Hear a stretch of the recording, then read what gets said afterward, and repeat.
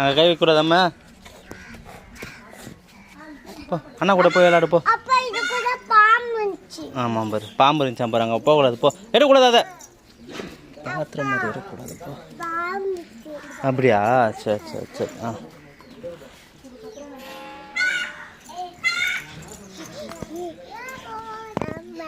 ம்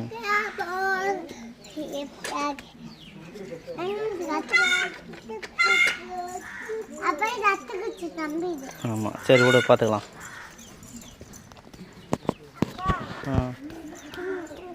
இழுக்கூடாது, இழுக்கூடாது.